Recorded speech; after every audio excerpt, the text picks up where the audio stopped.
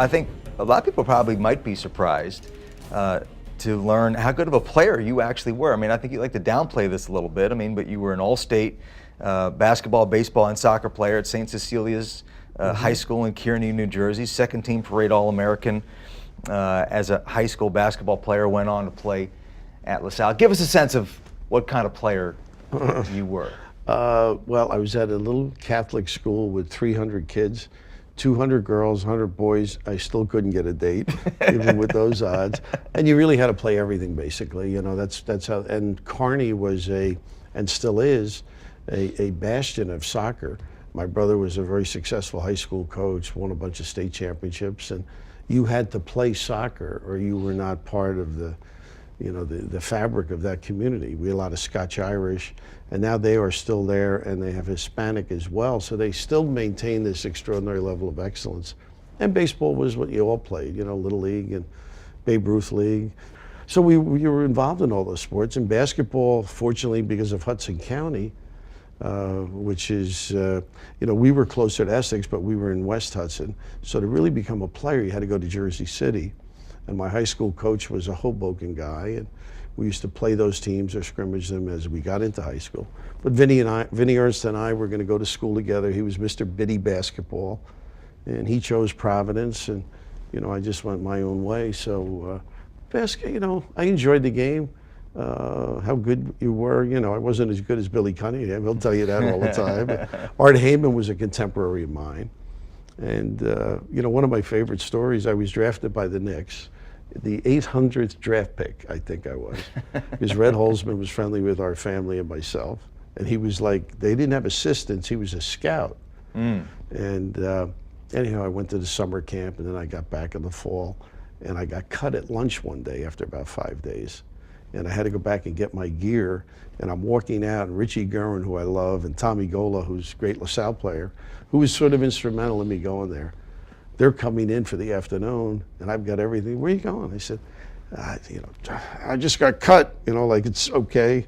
And Richie Guerin said, Billy, I'm sorry to hear that, but if you need tickets, call Tommy. He's like, it's over, baby. So it was. That was the end of your playing. I was actually going to ask you about that. When that happened, did you have genuine aspirations to be a professional? Was it painful when you were cut, or was it always kind of a pipe dream by that point? No, I think I always thought I wanted, and I laugh, we all say this, these kids, they've got to have everything in order. They all think they're in the NBA. We did too. But I think the difference is that we were forced, maybe the word, to go to class and get a degree in order to play. And you had to have enough credits and all that. And I think that's where things got a little out of whack. And I think a lot of guys are doing a much better job, even bringing kids back. If they fail, making sure they get back in school, whether it's paid for legally, I don't know what the deal is on that, or somebody helps the kid now that he's a non-athlete. But no, it was I think an aspiration of any kid. So I got cut, and I went to my high school coach's house. I bought a 6-pack of beer, and he wasn't home. He had, I think, 6 or 7 children. So I sat with his wife for a while, left the beer, and went home. And my mother said, what are you doing home? I said, well, I got cut. She said, well, that's too bad. You better start looking for a job or something like that. That was the end of it. Not much sympathy.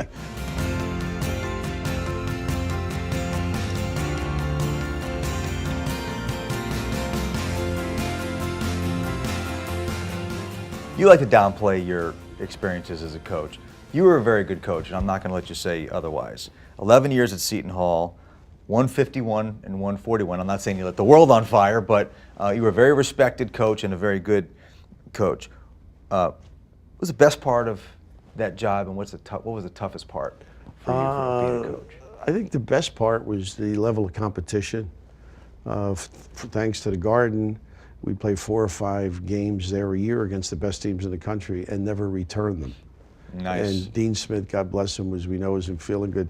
Dean used to go, Billy, you're the only guy that didn't return a game, But that was exciting because you went in there and play.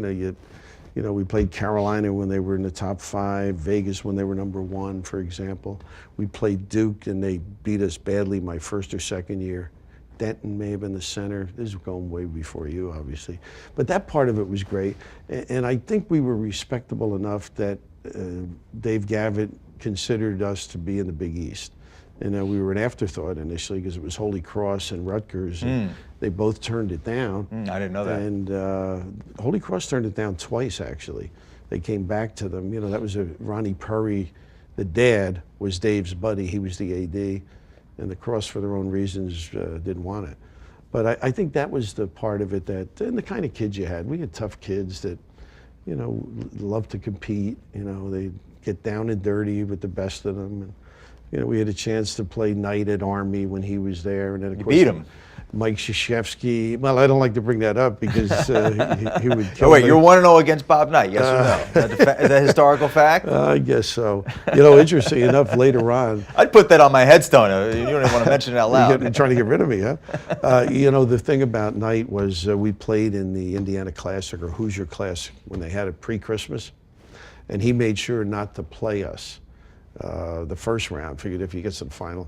And so we played UTEP, Don Haskins, and Xavier with Bob Stack as the coach. And they lost, and then we played Xavier. But I had Bob take our team to the McCracken Center on Sunday because we weren't flying out till late, and coach my team for an hour. And we had a kid, Danny Calandrilla, who was a terrific player, really good player. And you know, he had a tendency to dribble. And I can remember Knight, the kids were in the huddle, and he gave Calandrilla the ball. He started slapping him, you know, just slapping the ball. You keep dribbling that ball. A couple of other words came out. But no, we've always had an interesting relationship.